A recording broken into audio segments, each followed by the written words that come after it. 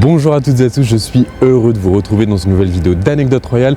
Aujourd'hui, on est à Angers et on va partir direction Paris pour assister à un événement historique. C'est une messe en l'honneur du roi Louis XVI. Je vous promets une surprise, une interview avec le comte de Paris. On se dépêche, le train arrive. C'est parti.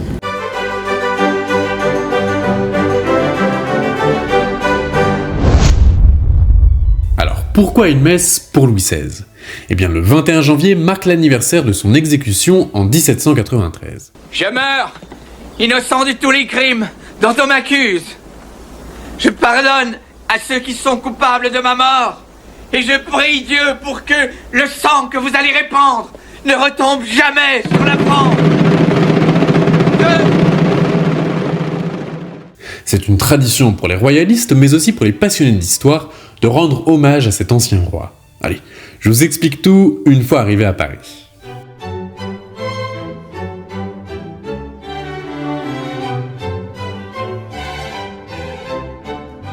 On est bien arrivé à Paris, on est juste devant l'église Saint-Germain-l'Auxerrois qui est ici.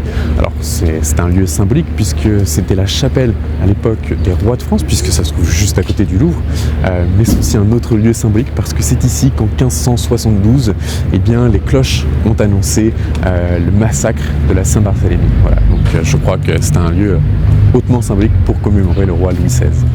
Là, les gens arrivent, le comte de Paris va pas tarder à arriver, je vous mets les images. Mais d'ailleurs, Enzo, qui est le comte de Paris ? Pour ceux qui ne le connaissent pas encore, le comte de Paris, Jean d'Orléans, est une personnalité centrale de la monarchie française actuelle. C'est l'héritier dynastique d'un long lignage remontant à Philippe d'Orléans, frère du roi Louis XIV. Mais c'est aussi le descendant de Louis-Philippe Ier, le dernier roi des Français. Son rôle aujourd'hui est de porter et de transmettre les valeurs et la mémoire de la monarchie française dans le monde contemporain. Et si vous voulez en savoir plus sur son parcours, ses idées, eh bien je vous invite à regarder la vidéo que j'ai réalisée avec Frédéric de Natal, où on y dresse un portrait complet de ce personnage historique. Le lien est dans la description.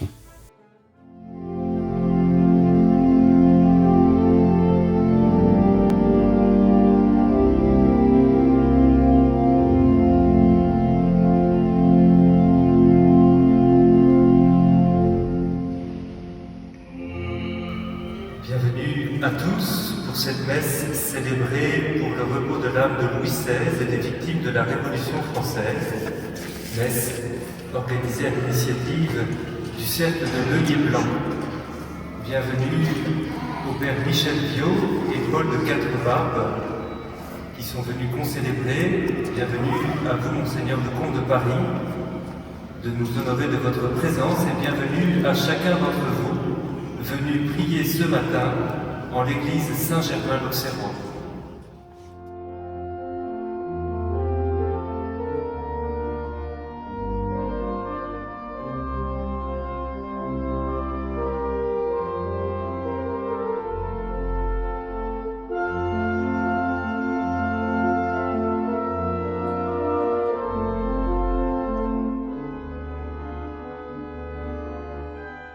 En 1793, le 21 janvier, la mort de Louis XVI. Nous sommes au cœur du régime de la terreur. Et là aussi, en quelques mois, la famille royale sera cruellement assassinée.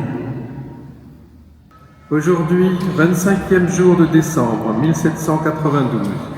Moi, Louis, 16e du nom, roi de France, étant depuis plus de 4 mois enfermé avec ma famille dans la tour du Temple à Paris par ceux qui étaient mes sujets et privé de toute communication quelconque, même depuis le 11 du courant avec ma famille, de plus impliqué dans un procès dont il est impossible de prévoir l'issue à cause des passions des hommes et dont on ne trouve aucun prétexte ni moyen dans aucune loi existence, n'ayant que Dieu pour témoin de mes pensées et auquel je puisse m'adresser. Je déclare ici, en sa présence, mes dernières volontés et mes sentiments.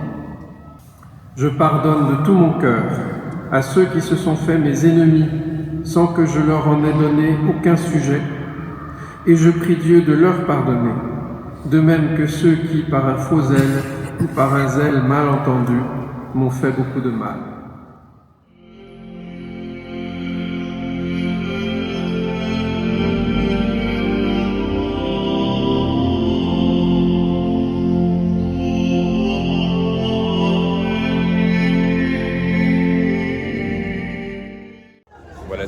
impressionnant, c'est une vraie communion avec l'histoire à laquelle nous venons d'assister.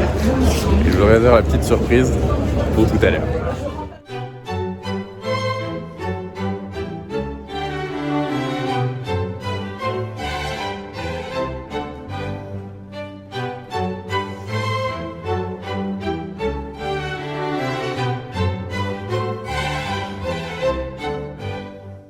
Nous sortons de la messe, nous sommes à présent au Cercle Interallié et j'ai l'immense honneur d'être avec Monseigneur le Prince Georges d'Orléans. Monseigneur, pourquoi est-ce qu'il est important de commémorer aujourd'hui la mémoire du roi Louis XVI? Je dirais pour plusieurs raisons. D'abord, c'est un exemple pour notre société, un exemple de service, un roi qui a donné sa vie pour son pays, pour ses concitoyens, comme il a pu le dire dans son testament. C'est aussi un roi de conviction, un roi attaché à sa famille, un certain nombre de principes qui sont, je dirais pas bafoués, mais qui sont laissés de côté aujourd'hui dans notre société contemporaine, où on pense qu'à soi, où on s'intéresse qu'à son propre ego. Et je trouve que voilà, c'est important de commémorer, de se rappeler la vie d'un tel roi. Ça, c'est le premier point. Le deuxième point, on est quand même avec la Russie le seul pays qui a tué sa famille royale.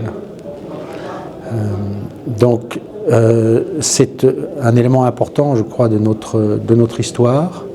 C'est un élément important de ce que nous sommes. Et quand on regarde notre pays aujourd'hui, je pense que c'est un exemple qu'on peut mettre en avant. Et d'ailleurs, dans toutes les paroisses, quasiment toutes les paroisses, il y a une messe aujourd'hui qui rappelle la mort du roi. Et donc ça permet aux Français de se souvenir de leur histoire, de cet événement qui est un événement douloureux et qui finalement a un peu coupé la France en deux. Et je pense que si on arrivait à passer au-dessus de ça en réconciliant justement ces deux France, ça nous permettrait et ça permettrait à notre pays de retrouver son destin. Et est-ce que vous pensez qu'un retour de la monarchie serait possible en France? Ou souhaitable en tout cas? Très certainement souhaitable. Quand on regarde l'Europe, on peut penser que ce n'est pas idiot de le penser. Il y a un certain nombre de monarchies qui existent déjà. Ensuite, c'est un système qui amplifie ce qui va bien et qui atténue ce qui va mal. Et dans une période comme la nôtre, ça pourrait apporter beaucoup. D'une part, par rapport à cette opposition, trouver un arbitre qui permette de voir au-delà, d'une part, et puis d'autre part, donner des perspectives. Et puis ensuite, de permettre de donner une genre de forte dynamique et de retrouver ce que j'évoquais tout à l'heure, ce destin commun. Merci Monseigneur pour cet Merci beaucoup. entretien. Et puis vous, que vous soyez royaliste ou républicain, eh bien, il n'y a qu'une chose à dire, faites vivre notre histoire, notre belle histoire. Je vous remercie de nous suivre sur Anecdote Royale.